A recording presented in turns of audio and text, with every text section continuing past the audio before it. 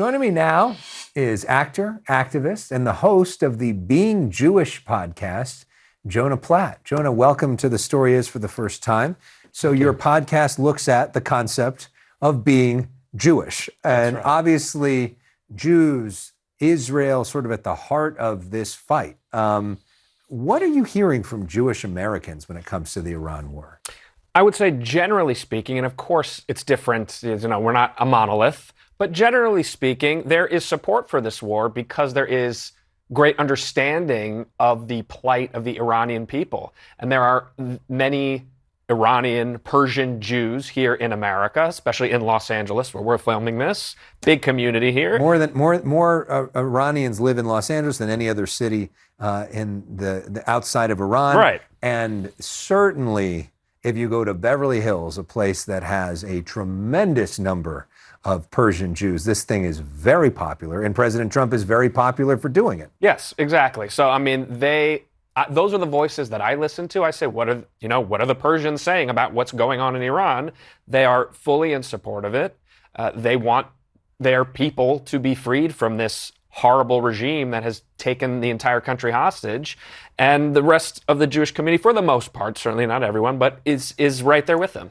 I mean, the Jewish community, though, is very split. Sure. Because Jews traditionally are Democrats, traditionally maybe don't love this concept of President Trump, but then also see the Trump administration really backing Israel, really being an ally when it came to what happened with the hostages, really being an ally when it comes to this war. So many Persians that live here who were frustrated with various leaders over the years feel like Trump is finally doing what they wanted. Yep. But then you also have liberal Democrats who are Jewish who kind of don't know what to do. That's exactly right. You've put the pin right on the tail of the donkey. Yeah. Liberal Jews who have been overwhelmingly Democratic in this country for a long time feel politically homeless. They're just not sure where they fit right now because on social issues, on policy, on all the things that have traditionally been Democrat, and we're talking like 70, 80% of American Jews, they feel Democrat. They are liberals, and that's in line with their values. But all the things you mention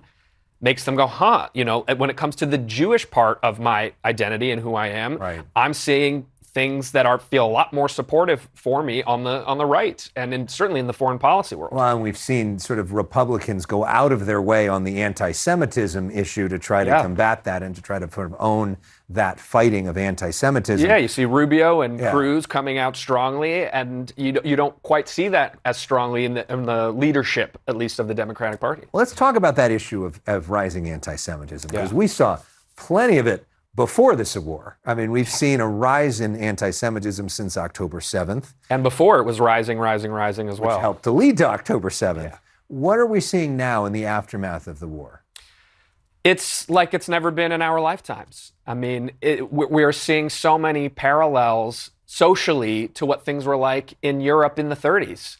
I'm not suggesting that we are facing another Nazi Germany situation, right. But some of the conversations and the rhetoric and the patterns, you could pluck them right out. I'm actually studying that era for a master's in anti-Semitism studies, and there are verbatim quotes pulled from the papers of the day, from intellectuals of the day, that could literally be coming out of the mouths of the people who are leading the anti-Zionist hate movement today. And there are some people still alive from that era, Holocaust survivors who I know you've talked to, and I've certainly talked to, and they say more than any other time in their life, this feels the most similar to that. Obviously, 100%. We are not there yet, and not want to suggest that anybody is Hitler, because that doesn't exist currently. Yeah. But there are parallels that freak out people from that time. Yes. Let's talk about the concept of Zionism, which is different than the concept of Judaism. Can you explain the difference between the two and how people are sort of viewing Zionism right now? Yes, so the true meaning of Zionism has gotten totally obfuscated. It means different things to different people, and especially outside the Jewish community, people are sort of saying, this is what it is, and I'm going to tell Jews what it means. What it really means, briefly, in its most concise, is it is the belief that Jews have the right to self-determination in some part of the land to which they are indigenous. That's it. It doesn't mean you support the current government. It doesn't mean you're against Palestinians. It doesn't mean the maximalist view of Israel. It just means you think Jews should be in charge of themselves in some part of the land that they're from originally. That is it. And so it's been taken all these different directions. It's used as a coded word often, just as a derogatory term for Jews.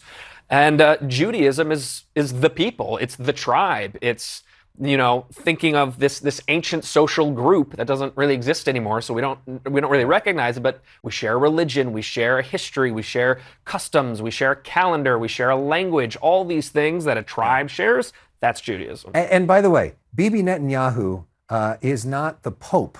Right. He doesn't speak, he's not a religious leader for Jewish people. Not at all. He is a political leader in a country who has all sorts of political problems in that country. Yeah. And just because he says something doesn't mean that that is what the Jewish people around the world believe as well. No different than in our country with our leader, who is not the Pope. Some people believe what he says, some people don't.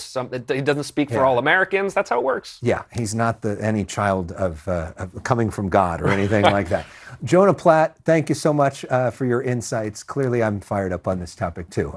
We appreciate it. Check out the Being Jewish podcast wherever you get your podcasts for more conversations like this.